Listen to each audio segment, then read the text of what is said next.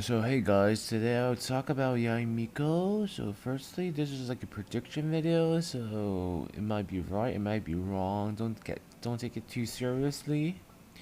So first is Miko's overrating. Her role is sub DPS and main DPS. Her damage is C0, I would give it 80 out of 100. C6 is 93 out of 100. It's pretty high.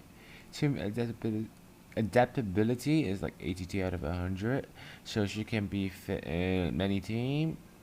And her constellation rating is 92, so her constellation is really strong.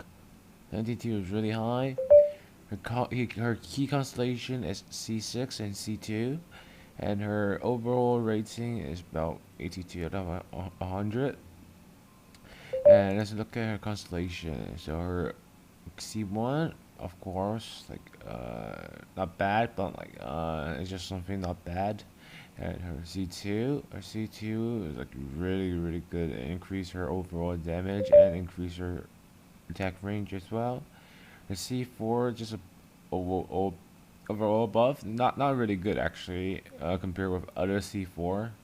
But anyway, it's basically just above for the whole team. And C6 is really good. It basically increases Miko's like DPS by like 40%, around 40% as a sub DPS. Just one constellation increased her whole DPS by 40% is like really crazy. So this make Miko really rely on her constellation. Without her constellation, her damage is actually not that high compare with other characters. So basically, like her C3, C2, and C6.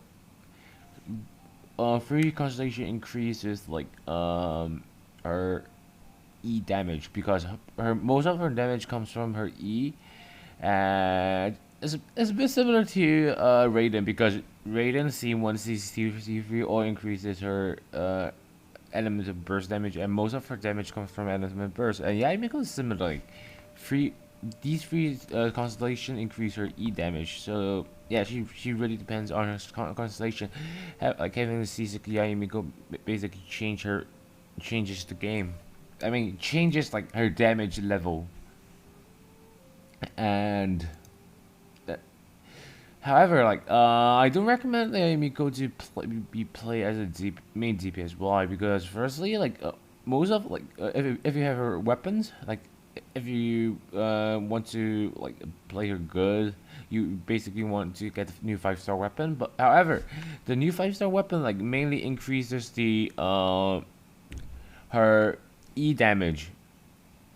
It only increases parts of her like basic attack damage or her Q damage. Therefore, like I suggest Yumiko to be played as a sub DPS because as a sub DPS you don't normal attack, you don't charge attack. But if you want to play her as main DPS, you want to like bait normal attack and charge attack. However, like her charge attack and normal attack is not special, and the scaling is not that high. So I recommend her to be played as a sub DPS. To be honest. And the team comp definitely like as a sub DPS she can be put in the Raiden team. She can replace Kujo. However, like it's hard to say which one is better. Like if you put her into the Raiden team.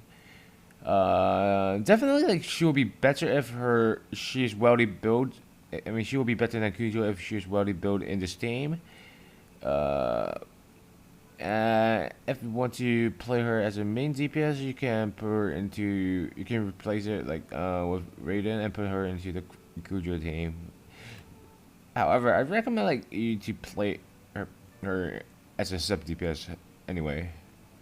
And actually, like in conclusion, like this is a character like that is really strong. After you get her to C6. So at C0, she is just like a normal sub DPS character. Like I don't really recommend. Like it's not something you really need to improve the whole experience. Like yeah, it's just like I mean, you can get her because she has Foxtail, but I just don't think she is really good at C0, to be honest. However, like there are 2 points I want to point out. Like after she got to C6, her damage mainly comes from her E, right? And the problem with this is like the E deals damage among a long period of time, but although like the damage is pretty high like over the whole period of time, however, her burst damage is like not that high. Like her elemental burst is burst damage, but it actually doesn't deal a lot of damage compared with all other C6 characters. So therefore, like and if you can get this character to C6, you definitely can get other characters to C6, right? Like Yula, like Ayaka, like Raiden. Like all three of them like can do, or even Hu Tao. All three of them can do higher burst damage than Miko, and basically C6 those characters can get just one shot everything. So that makes Miko's like role kind of pointless because she deals a constant. It's like this is similar to Ito's situation because like in this game, if you can one shot at everything, then like the point of having like continuously damage dealer is kind of it's not that important. You guys understand what I'm saying.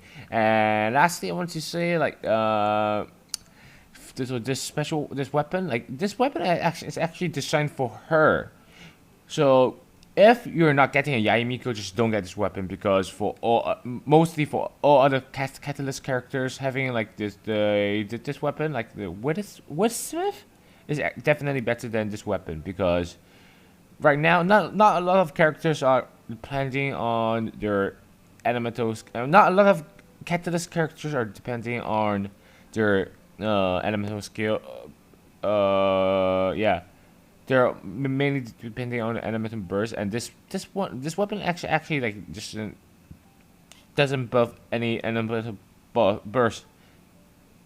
However, this weapon is just so good. Just if you're not like any Miko, just don't get this weapon. Promise me, okay? So this is all I got for today. Thank you for watching. See you guys next time.